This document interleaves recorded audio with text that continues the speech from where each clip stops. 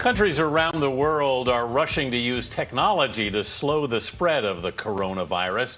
Some governments are tracking citizens with the help of apps, drones, and other high-tech methods.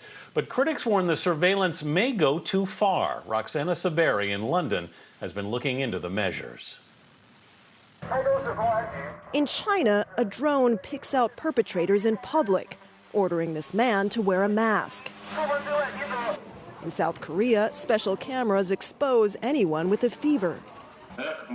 And in Tunisia, a police robot questions suspected violators of the country's lockdown. All high-tech tools designed to slow the spread of COVID-19. I had to fill out a form, putting in my address, my ID number, and all that for them to track me. Milo Shia, a student at American University in Washington, D.C., says when he flew home to Taiwan last month, authorities told him to quarantine at home for 2 weeks.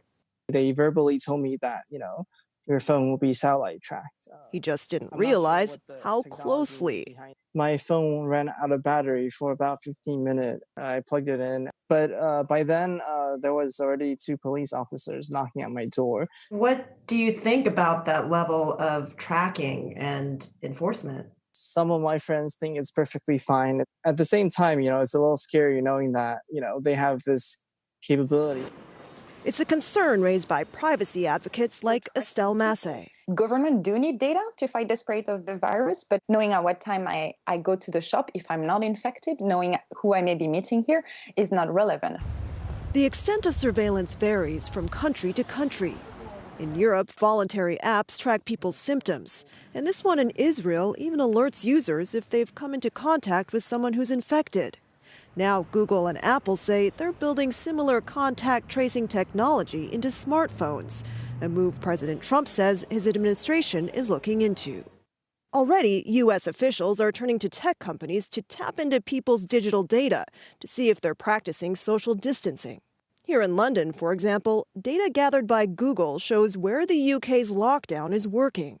Visits to shops are down 84%, to workplaces 61%. But visits to parks, where police have had to send sunbathers home, have dropped only 15%.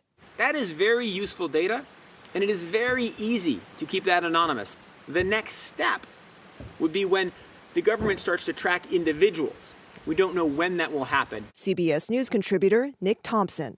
How unprecedented is this use of technology? I don't think we've ever had a moment where people are willing to say, okay, you can use my phone to identify every person I've been near, and I'm okay with that. That is new. But everything about coronavirus is new. This contact tracing technology is not yet widely used in the U.S. And so far, it's up to you to download an app and share your details. Now, these tools are useful, but as they become more widespread, they'll raise more questions about privacy. Anthony? Yeah, the technology is amazing, but the surveillance is kind of scary. Roxana Saberi in London. Thank you, Roxana.